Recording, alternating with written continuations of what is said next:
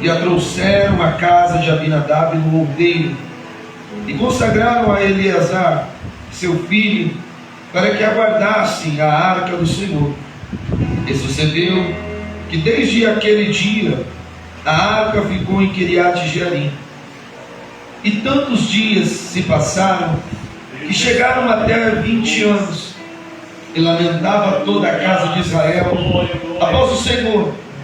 Então falou Samuel a toda a casa de Israel, dizendo: se com todo o vosso coração vos converterdes ao Senhor, tirai de dentro ou dentre vós os deuses estranhos e os astarotes, e preparai o vosso coração ao Senhor, e servi a Ele só, e vos livrará da mão dos filisteus.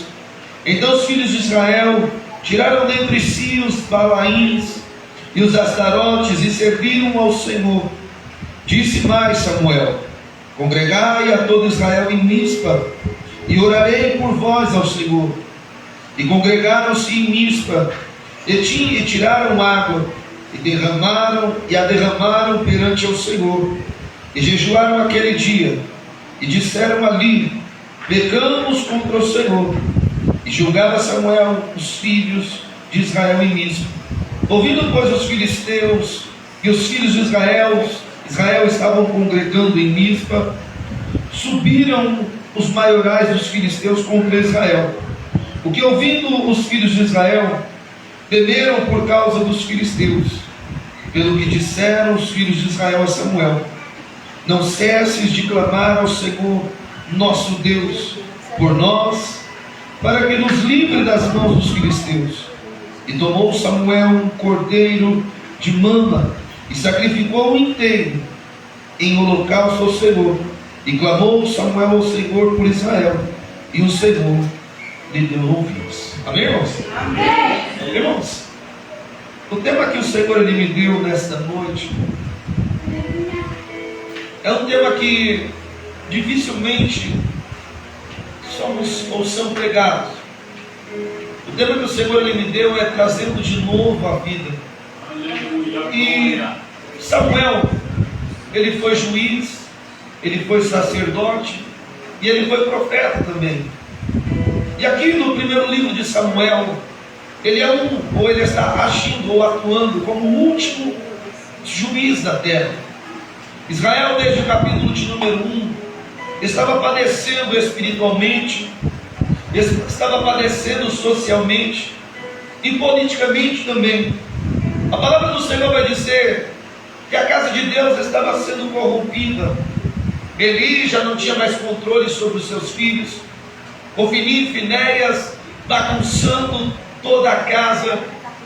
Todavia, a qual o povo, quando ia à peleja, o povo chamava a arca e levava consigo. A arca simbolizava a presença de Deus. Em um estudo esses dias, um pastor ele dizia: qual o significado da arca dentro do templo? E muitos diziam assim: a arca simboliza a presença. Mas a palavra do Senhor vai dizer que infelizmente em muitos lugares só tem a arca, porque a presença do Senhor já não está mais. Infelizmente muitos de nós já perdemos aquele desejo, aquele anseio. É como um relacionamento. Quando o rapaz está interessado na menina, ou quando a menina no rapaz, nós vejamos, sabemos que é uma luta. Todo dia mensagem, todo dia ligação, queremos ver, queremos estar perto, até conquistar o seu objetivo, até conquistar o que tão você e eu sonhávamos. Chega um determinado momento que acaba no relacionamento, quando estamos querendo conquistar, fazemos de tudo, saímos de um canto ao outro. Eu falo isso porque eu já fiz muito isso quando namorava com minha esposa.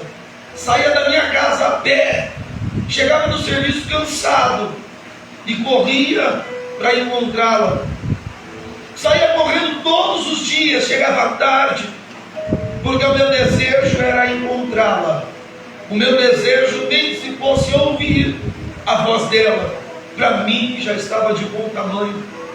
Só que o interessante é que eu e ela semeamos isso há 12, 13 anos. E todos os dias é a mesma coisa. Eu ligo, mando mensagem, ela me manda, volto correndo para casa, pois ela sabe que eu sou apaixonado por estar em casa e com a minha família. A palavra do Senhor vai dizer que no capítulo de número 1, Ana, a protagonista, Penina, a protagonista, e Eucana, a protagonista dessa história, vai dizer ou vai relatar que agora começa tudo com um sonho, começa tudo com um projeto. Ana, ela se casa, eu acredito, a Bíblia não diz, mas eu imagino que aquele novo casamento, nova de casamento, a ansiedade de constituir uma família, a ansiedade de ter um filho correndo pela casa, a ansiedade de ter aquele momento e dizer: hoje eu me sinto realizado ou realizada. Aleluia. Mas os sonhos de Ana se encontram frustrados. Na época, a mulher que não poderia gerar, o marido teria ou poderia casar-se novamente. A palavra do Senhor vai dizer que agora ele se casa com Penina. A Bíblia nos ensina e mostra que Penina, na minha opinião, foi o combustível que Ana precisava para poder se achegar ou para poder chegar no objetivo que Deus havia preparado. A palavra do Senhor vai dizer que em todo momento Ana cutucava Penina, Penina cutucava Ana. Em todo momento Penina se levantava. Eu imagino, todavia, lá na época, somente uma vez por ano ia ao templo para sacrificar devido à distância. Eu imagino todo dia Penina na orelha de Ana. Eu imagino todo dia os filhos de Penina se levantando contra Ana. Eu imagino anualmente, uma vez por ano, enquanto subia ao templo, eu imagino Penina dizendo a Ana: o que vais fazer aqui? Nada acontece, tanto tempo você buscando, tanto tempo você orando e nada aconteceu. Eu imagino a mente de Ana, eu imagino a sua vida, até mesmo dizendo: para quê? Talvez ela pensou, eu não sei. Talvez alguns de nós já pensamos assim neste momento: fazer o que na igreja de novo? Fazer o que no culto novamente? Eu escuto Deus dizendo que vai fazer na vida do irmão, na vida da irmã, na vida até dos jovens, mas na minha nada. Eu imagino a aflição dessa mulher, mas o desejo dela era maior, o sonho, o projeto dela era maior. Em um determinado momento, Eucana olha e diz: Ana, eu não sou melhor do que qualquer 10 filhos. Eucana, ele achava que somente o amor dele e o que ele lhes dava era suficiente. Mas quem pode falar de algo que não entende? Quem pode falar de algo para uma mulher que sonhou a vida inteira em casar, em gerar seu filho, em constituir uma família? Quem vai tirar do coração dela este desejo? Ana se cala. Chega um momento de subir ao templo. Eucana dá uma porção dobrada a Ana. Ana chega ao sacerdote Eli. Ela não fala, ela somente mexe os seus lábios, porque a dor, a angústia, a amargura era tão grande, que tem momentos que nós nos encontramos dessa forma. Tem momentos que nós pregamos querendo ouvir uma pregação. Tem momentos que nós louvamos querendo estar sentado ouvindo o louvor. Tem momentos que vamos testemunhar ou vamos estar na porta trabalhando, mas na verdade o desejo é de estar em casa. Aleluia! Quantas vezes eu em casa me arrumando, colocando terno, gravata, eu olhava no espelho e dizia: Deus, tem que ir. Eu queria tanto, Senhor, poder ficar em casa, mas o que eu estava enfrentando não é pecado. Tem gente que acha que é pecado desanimar, tem gente que acha que é pecado você pensar em parar. Não, isso está mostrando que você e eu temos sentimentos, temos temor. Sabe por quê? Porque nós pensamos. É triste em ouvir pessoas dizendo, não, eu sou forte, eu nunca. Para com isso. Todos nós, dos maiores pregadores, dos maiores nomes, todos estes teve um momento de dor, um momento de sofrimento. Quando os profetas olham a Jonas, depois que tudo aconteceu, Senhor, é melhor morrer. Quando eles olharam para Senhor, tira minha vida. Depois que o profeta profetizou, os 400 homens morreram. O Jezabel lançou uma palavra, o profeta olhou e falou, Senhor, eu quero morrer. Quantas vezes nos deparamos dessa maneira? O aluguel venceu, a água, a luz venceu, e nós estamos, Senhor. E agora, Jesus? A palavra do Senhor vai dizer que Ana sobe ao templo. O sacerdote diz, mulher, você está embriagada logo cedo, essas horas. A única palavra que saiu da boca dela foi, eu não estou embriagada, eu sou amargurada de espírito. É por isso que muitos observam alguém, uma irmã ou um irmão chorando. Ele não sabe o desejo dele ou dela. Ele não sabe o significado daquela lágrima. Talvez aquela única lágrima tenha um peso tão grande. Talvez o peso é o pensamento de Deus. Por que meu filho não está aqui? Por que meu marido? Por que minha esposa? Um dia, talvez aquelas lágrimas dela está dizendo, Deus, um dia eu vou fazer o que a palavra diz. Eu e minha família serviremos ao Senhor. Passa o tempo, Ana começa a passar mal. No capítulo de número 2, Samuel já nasceu. No capítulo de número 2, na minha opinião, é uma das maiores formas de agradecimento, porque ela entoa louvores a Deus, em agradecimento ao Pai, exaltando a Deus, quão grande é a presença do Todo-Poderoso. No capítulo de número 3 se cumpre o que ela prometeu. Ela entregou Samuel a Eli. A palavra do Senhor vai dizer, Samuel estava sob os cuidados de Eli. A palavra diz que nas madrugadas, por 3 vezes, o Senhor aparece a Samuel. Ele não tinha entendimento. Ele falou, menino, quando eu te chamar de novo, você diz que eis-me aqui, Senhor, fala, porque o teu servo ouve. Quando Samuel ele ouve a voz do Senhor, ele diz pela última vez, o teu servo está escutando, o rolo começa a descer. É por isso que muitos de nós já não temos mais sonhos, já não temos mais revelações, já não temos mais visões. Eu falo por mim, estamos perdendo a sensibilidade de ouvir a voz do Espírito Santo. Estamos perdendo o desejo de buscar e de estar na presença do Todo-Poderoso.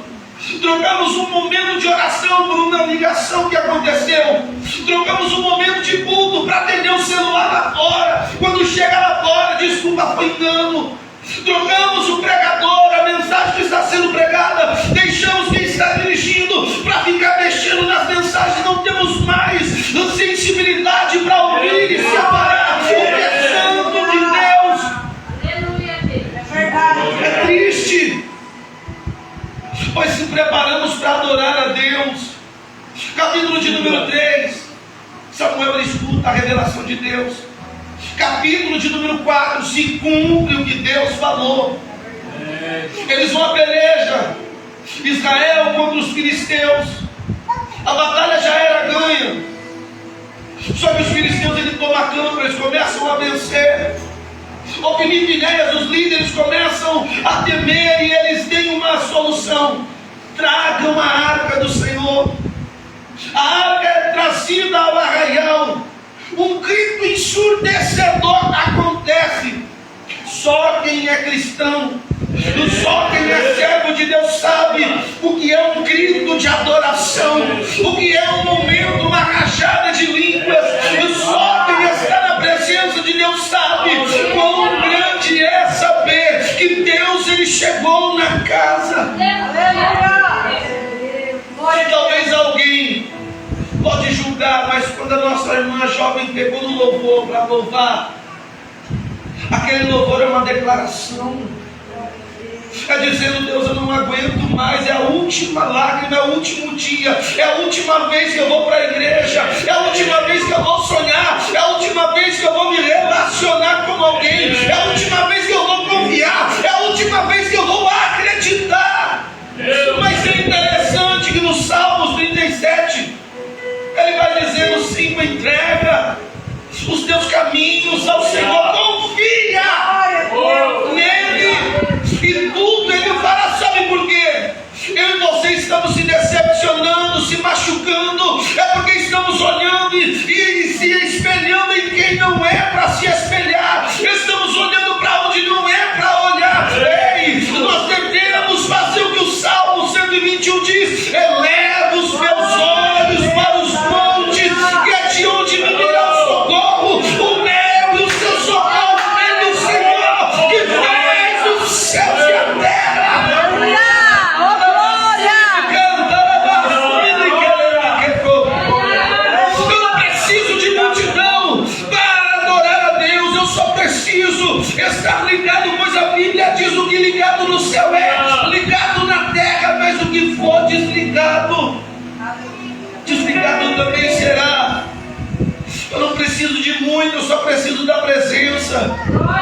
Eu não preciso. Eu estava conversando esses dias com o meu irmão: o rapaz, eu não tenho muito, mas o que eu tenho é milionário, é valioso demais.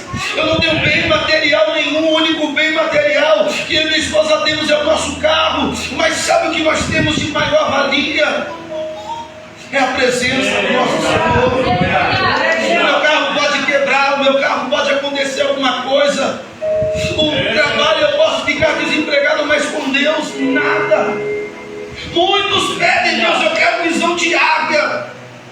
Eu fui estudar sobre a águia, irmãos, é demais. A águia, ela consegue enxergar um copo como esse a uma distância de 3 quilômetros.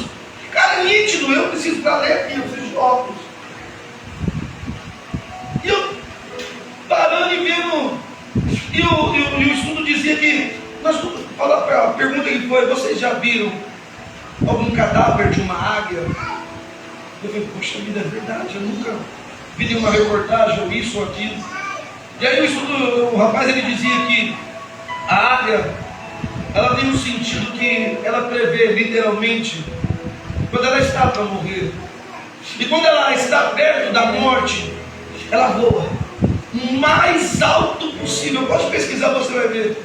O mais alto possível, no lugar mais estranho e como eu posso dizer, que você não pode chegar, mais inacessível, um dos piores lugares que ninguém pode chegar. Ela reclina e fica esperando a morte chegar. Aleluia! A visão da águia, é por isso que eu digo: muitos pedem visão de águia, mas eu digo: peça a visão de Deus, porque a águia, ela envelhece e morre, porque por mais que a visão dela seja aguçada, mas a qualquer momento ela vai parar, a qualquer momento ela vai precisar de um auxílio, a qualquer momento ela vai precisar de uma ajuda, de um ajuste. Mas eu e você só precisamos de Jesus. Aleluia! No capítulo de número 4 agora, aquilo que era para ser verdadeiro e direto, batalha garantida, não. A arca chegou a Arraial, aquilo que mais de valor eles tinham é retirado, que é a presença do Espírito Santo. A palavra do Senhor vai dizer que Ofni e Finéias são mortos. Eli, já em idade avançada e cego, obeso, a Bíblia diz no capítulo 4, se não me falha a memória, dos versículos 15 em diante, vai dizer que ele estava sentado numa cadeira quando a notícia vem que os filhos morrem. A Bíblia diz, não sou eu. Ele cai da cadeira, quebra o pescoço.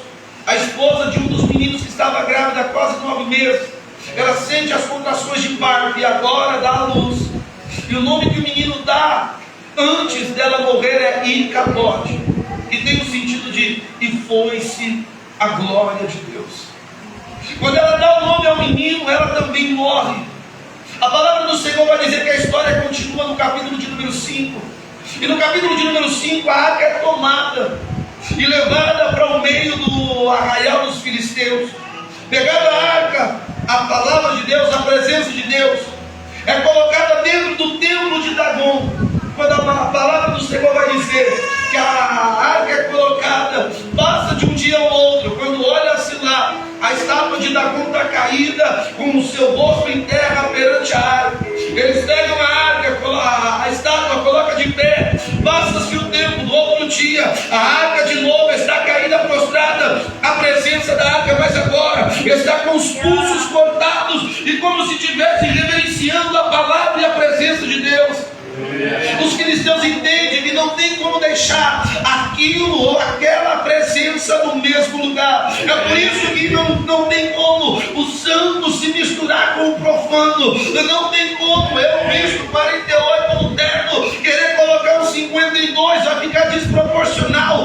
Não tem como o Davi pequenino pegar a arca de Saul e querer se vestir e ir à batalha. Não. É Deus dizendo para mim, para você nesta noite: Ele te chamou, Ele te escolheu para fazer a diferença.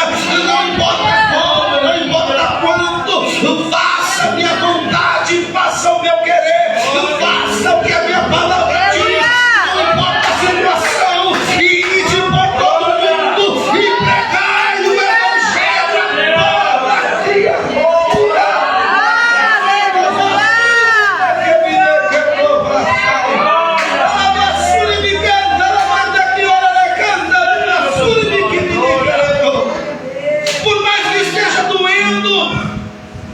Por mais que esteja triste, não desista. Não deixe de tocar, não deixe de louvar, não deixe de pregar. Acima de tudo, não deixe de sonhar. A mensagem que eu tinha, era Jeremias 33: clama a mim e responder-te-ei. E anunciar-te-ei coisas grandes e firmes que não sabem. Sabe por que o Senhor, Ele usa o profeta Jeremias no capítulo 33, no verso 3, para falar para a igreja, para o povo de Israel clamar? Porque no capítulo 29, no verso de número 11, vai dizer que os planos do Senhor são planos de bênção, são pensamentos bons, não são pensamentos maus. É Deus dizendo: ei, por que você desanimou? Por que você está angustiado? Por que você está tão triste? É Deus dizendo: pode gritar, pode chamar o meu nome, que eu estou disposto a ajudar. Isaías 59, no verso 1 apenas, o Senhor diz que as mãos dele não estão encolhidas, ou seja, ele está assim, segurando e estendendo as mãos para mim, para você, dizendo: vem, não para não, por mais que você não aguenta mais, eu estou aqui te sustentando. Deus, ele fala: eu vim nesta noite por alguém, eu vim nesta noite por alguém. Quando o Senhor lhe fala que as mãos não estão encolhidas, é Deus dizendo assim: os meus ouvidos não estão tampados, não estão presos, não estão colocados em fora de audição. Não, é Deus dizendo: pode gritar, pode chamar o meu nome, porque eu estou aqui. Aleluia, Deus. E por isso, alguns podem olhar e dizer: nossa, mas está tão vazio o culto hoje, nem está acontecendo nada, porque eles estão olhando com os olhos carnais para você. Se eles pudessem olhar que Deus, ele não trabalha com multidão, e vamos ser sinceros, às vezes a multidão atrapalha. É sério. Na época de Jesus, para onde Jesus ia? Lotada, abarrotada. Mas infelizmente nem todos estavam com o coração aberto. Muitos estão atrás do pastor: você ora por mim. Muitos estão atrás do pastor só pelo que ele pode proporcionar: uma cura, um milagre, uma oração, uma palavra de bênção. Muitos estavam atrás de Jesus porque precisavam de algo. Sabe por quê? Quer ver quando nós descobrimos quem são os verdadeiros? Lá em João, capítulo de número 6, do 60 em diante, quando o Senhor dá um dos maiores sermões no povo. E aí num versículo que não me fugiu da memória agora, mas aí o Senhor diz assim: aquele que quer ter parte com o Senhor tem que comer do corpo e beber do sangue dele. Os discípulos olham: como assim? É doido um nome desse?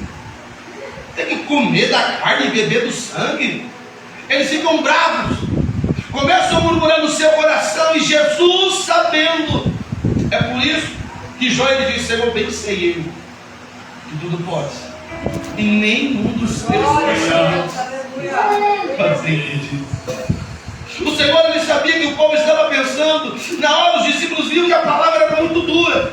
Não queria abandonar os pecados, não queria abandonar a vida pecaminosa lá fora. Então achava que o errado era Jesus. E infelizmente, hoje em dia parece que você pregar contra o pecado é pecado. Parece que se você pregar a verdade é pecado. O que mais dá certo hoje em dia é a mentira, é as falsas profecias. O que mais dá certo, eu sou pentecostal, eu amo pular, rodar, mas me desculpa, tem coisa que não dá para aceitar. Tem coisa que a gente olha e fala, meu Deus, o povo não sai daquele salmo. Eu era menino, agora eu sou homem, eu sou moço, eu sou moça. Tem gente que ainda continua menino na fé. Tem gente que ainda continua brincando com a presença do Espírito Santo.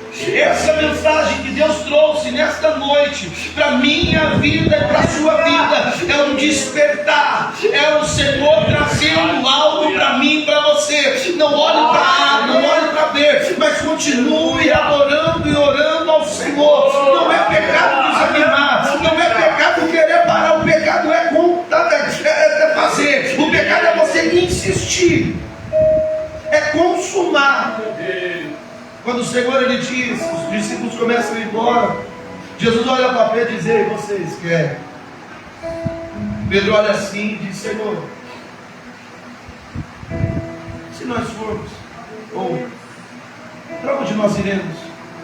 Só o Senhor tem palavras de vida. Irmãos, eu posso parar, eu posso entregar o meu cargo, eu posso parar, posso, mas para onde você vai? Para onde nós vamos? Se só aqui, na igreja, na palavra, só Deus tem palavra de vida. Eu vejo, o Senhor me perdoa a comparação, mas eu vejo Deus como um bom amigo, como um melhor amigo, porque o melhor amigo ele corrige, o melhor amigo ele não quer ver a minha, a sua queda. O melhor amigo, eu acredito que os irmãos tocando, dá para, pô, se você tocar desse jeito, acho que vai ficar melhor. Se for um conselho, um conselho que vai construir, uma crítica construtiva, cara, legal, vou aproveitar esse conselho e vou colocar para tocar. E deu certo. Qual é a ideia do outro? Oh, obrigado, você me deu um conselho aí, o negócio foi bom. Mas infelizmente, é mais fácil nós deixarmos a igreja, deixarmos o louvor, deixarmos a pregação, e ir para o mundo, ou voltar para o mundo. Isso só diz que muitos de nós ainda não fomos libertos. Isso só demonstra quem são os verdadeiros adoradores. E é por isso que em João 4 vai dizer que o Senhor está à procura daqueles que adoram em espírito e verdade. É Deus dizendo, está doente, mas está adorando, está chorando, mas está glorificando, não aguenta mais, mas ele está se arrastando, estão apedrejando, estão perseguindo, mas o foco dele é olhar para Jesus. Aleluia. A palavra de Deus vai dizer nos capítulos 5 e 6, agora as coisas começam a piorar. Levam a arca para Kiriat Jearim, ali como se fosse uma praga, literalmente, mas era o castigo de Deus sobre o povo dos filisteus.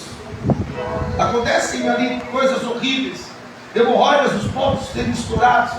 Eles sacrificam a Deus para que Deus, o nosso Deus, pudesse livrá-los. Faz uma estátua, pega uma arca e leva para onde nós lemos no capítulo de número 7, para a casa de Abinadab. O povo estava padecendo, porque a presença de Deus já não estava mais com eles. O povo estava triste, porque tudo que eles tinham agora se esvairiu, já não tinha mais alegria, já não tinha mais aquele momento de adoração esses dias. E é o que está acontecendo. Lógico que foi um teatro que uma moça fez, e ela simulou que ela tinha saído da igreja, e ela toda vez, irmãos, primeiro dia que eu saio da igreja, eu vou para a balada, eu vou curtir, eu vou passear. E ela foi, toda felizona. De repente ela postou para o vídeo, uma semana longe da igreja, ó, não senti nem falta, estou tão bem. De repente, um mês fora da igreja. Irmãos, um mês fora da igreja, tipo assim, entrei num relacionamento, estou conhecendo uma pessoa, mas ainda nada certo. De repente passa um mês e meio, Irmãos, aquele relacionamento que eu disse não deu certo. Ela falando. E é o que se acontece em muitos de nós fazendo de cego surdo. E ela falou assim, o cara era muito lindo, mas o cara ele me batia, ele começou a me bater, ele começou a fazer isso e aquilo. De repente era 2 meses e meio fora da igreja. Ela ficou assim em silêncio. Ela ficou calada. E o que falou nela foi: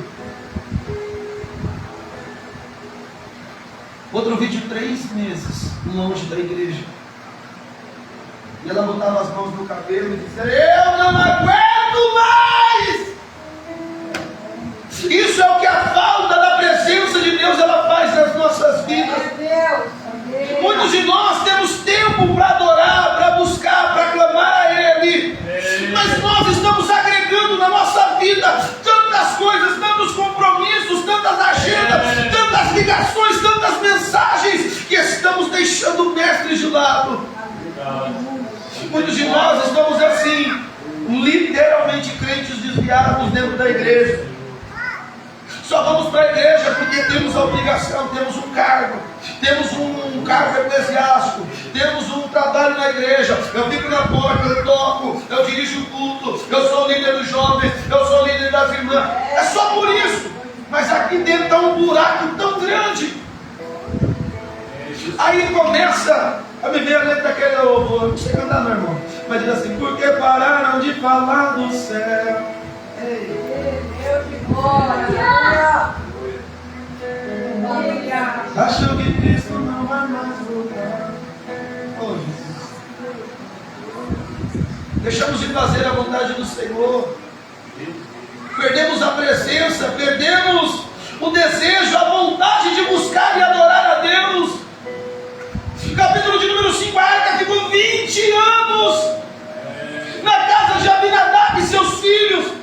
Uzá e Aiô, 2 sacerdotes, me perdoa para mim, 2 sem vergonha dentro da igreja. Tinha tudo para fazer, tinha todo o tempo, tinha 20 anos, teve. Passava perante a presença,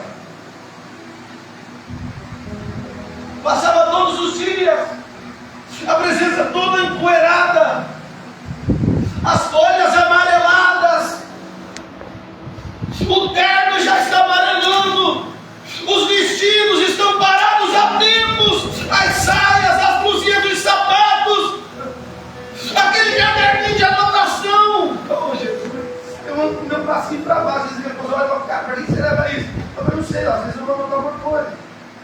Sabe o que eu anotei ali? Glória, teu A nome. primeira de tudo, Aleluia. morte espiritual. Eles tinham a presença dentro da casa. Eles poderiam adorar a Deus na hora que quisessem. Eles poderiam deitar esse mandar e dizer: oh, meu amor, vem cá. Estava dentro da casa, estava ao seu lado, à sua vista. Eles ignoravam, porque pararam de falar do céu.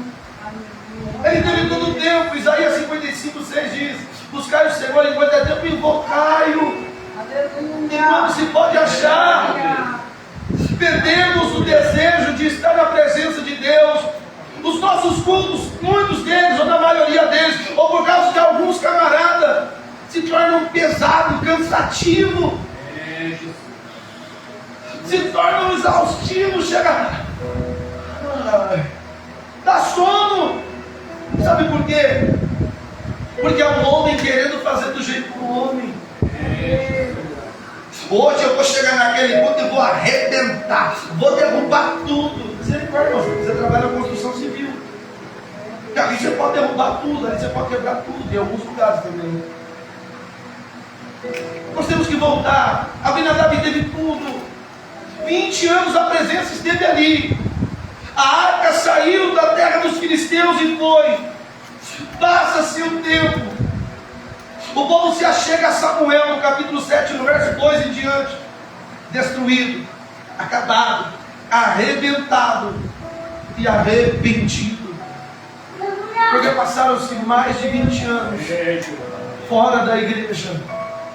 Mais de 20 anos sem pegarem o microfone para louvar, sem pegar os instrumentos para tocar, para entoar louvores. Talvez é alguém que está com aquele terno, aquele vestido, aquela saia guardado lá, ó, há tempos. E você todo dia olha lá e diz: onde eu vou aparecer? Você olha assim e diz: não tem coragem. Já experimentou, já colocou, ficou bonitão, ficou bonitona, mas o Senhor está dizendo: está chegando o seu tempo.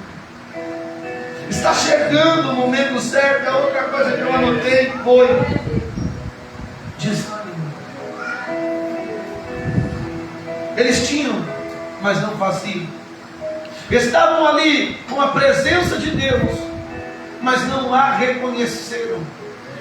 A palavra do Senhor vai dizer que agora o povo recorre a Samuel e diz: olha ao seu Deus, para que ele ouça e nos veja. O livro de Deuteronômio, no capítulo 3, vai dizer que o Senhor ouviu e viu e soube que o povo necessitava. Ele sabe, ele vê e ele escuta. Pastor, mas por que ele não me responde? 33:3 de Jeremias: você não clama mais a ele, você não busca mais a ele. Um dos versículos que marcou a minha história da minha esposa quando chegamos aqui na cidade, lá na cidade de Campo Mourão, aqui no Paraná, foi o verso número 12 do capítulo 7 até aqui. Nos ajudou o Senhor. O povo intercedeu, pediu a Samuel que intercedesse. O povo desanimado e cansado falou com Deus: Deus, ouça. E a mensagem foi onde nós lemos: e Deus ouviu na hora a oração do povo. Se coloca sobre os seus pés.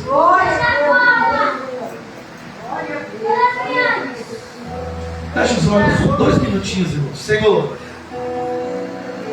a tua palavra, meu Deus amado, ó Pai querido, foi ministrada, Senhor. Te peço, ó Deus amado, ó Pai querido, para que neste momento, ó Deus amado, ó Pai, o Senhor possa, Deus, tomar a direção da vida de alguém, ou de todos nós que chegamos aqui. Alguém, ó Deus, que está cansado de viver a mesmice. Alguém, ó Deus amado, ó Pai querido, que está há anos afastado, dentro da igreja, mas longe, Senhor, do trabalho espiritual. Dentro da igreja, Senhor, mas já não ora, já não jejua, já não busca mais, ó Senhor, a tua presença. Pai, que esta noite de hoje, Deus, ficou marcada na minha vida, que possa, Deus amado, ó Pai, ficar marcada em corações, que o Senhor nesta noite possa resgatar almas que se perderam, almas que se afastaram. Eu creio, Deus amado, ó Pai querido, que vidas, ó Deus, retornarão, ó Deus, para a tua presença, retornarão para esta casa, retornarão, ó Deus, para o aprisco, ó Pai amado, ó Pai querido, dos nossos irmãos pastores, Irineu e Marisete, que o Senhor possa, Jesus amado, ó Pai, capacitá-los, fortalecê-los, cingir, ó Deus amado, ó Pai querido, os vossos lombos, Senhor. Eu lhe peço, ó Pai amado, ó Pai querido, sopra, meu Deus amado, ó Pai, sobre a vida, Senhor, do teu servo, o fôlego de vida, meu Deus amado, ó Pai, para que ele possa, Senhor, te adorar. Sopra, Deus amado, ó Pai, o fortalecimento, ó Deus amado, ó Pai querido, para com as suas vidas, na carne, nos órgãos, nos ossos, nos nervos, no psicológico, Senhor, esta noite de hoje, meu Pai amado, ó Pai querido, enquanto teu filho estás aqui, ó Pai, venha renovando, Senhor, a tua presença, venha transformando de novo, Pai amado, ó Pai querido, venha curando de toda enfermidade, Senhor, venha tocando, Pai, no teu coração, ó Deus amado, ó Pai querido, rejuvenescendo, Deus, de uma criança. Mas eu acredito, Pai, e profetizo, Deus amado, ó Pai, a cura, os milagres, ó Deus, sobre a tua vida, Senhor, que esta noite de hoje, Pai, o Senhor possa, meu Deus amado, ó Pai querido, encher do Senhor com o teu poder, com a tua autoridade. O Provérbios de número 116, meu filho, diz: do homem são as preparações do coração, mas a resposta vem da boca do Senhor. Ei, levaste me de quebrar, o salmista diz que ele estava em terra estranha e os seus inimigos disseram: entoa louvores a nós, Israel, de quando vocês adoravam. Israel olhou e disse: como podemos nós entoar louvores se saímos da presença, se aposentamos, se fomos aprisionados, fomos tirados da nossa pátria? Deus está dizendo assim: filho, ainda não é tempo de pendurar a chuteira, ainda não é tempo de parar. Ei, eu tenho te sustentado, eu tenho te capacitado, eu vou levantar ainda mais ajudadores e mantedores. Estou acalmando a tempestade, estou acalmando o vento, dizendo: ei, cala-te, ei, mar, aquieta-te, te prepara, filho, para nós vivermos novo de novo, do Senhor sobre esta casa, do Senhor sobre a tua família, do Senhor sobre o teu lar, do Senhor sobre as tuas áreas financeira, sentimental, familiar, ministerial. Ei, é Deus dizendo nesta noite: eu vim para que pudesses ter vida e vida em abundância. Deus, nesta noite, Senhor, eu lhe peço, ó Deus amado, ó Pai,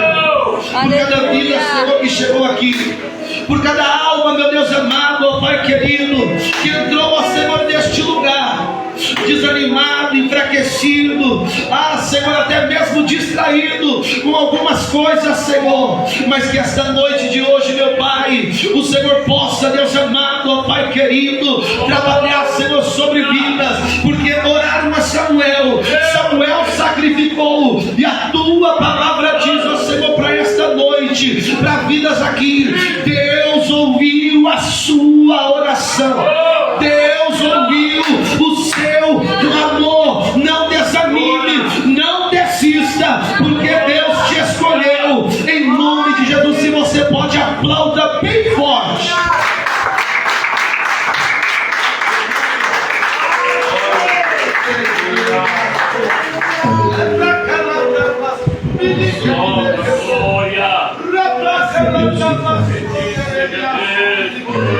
Deus abençoe a vida do pastor dele, a missionária Ana. Deus abençoe grandemente a vida de vocês e a vida de toda a igreja, dos varões, dos obreiros, irmãos que saíram para casa para vir adorar o nome do Senhor. Deus tem o melhor para nós. Aleluia, glória a Deus. Vamos agradecer a Deus por esta noite. Só quem recebeu esta palavra vai agradecer. Senhor, eu te agradeço, meu Deus, pela vida do teu servo, que usou nesta noite para falar conosco, Senhor, aquilo, ó Deus, que precisávamos ouvir. Senhor, eu somente te agradeço e peço, Senhor, continua falando, continua nos guiando, Senhor, para que assim nós possa obedecer em grandes coisas. Ó Deus, fica conosco, leva-nos em paz, em segurança, guarda, meu Deus, debaixo de tuas asas, porque assim sabemos que vamos estar seguros. Em nome de Jesus Cristo, ao que nós oramos, pedimos e te agradecemos para a glória do teu nome, em nome de Jesus. Aleluia.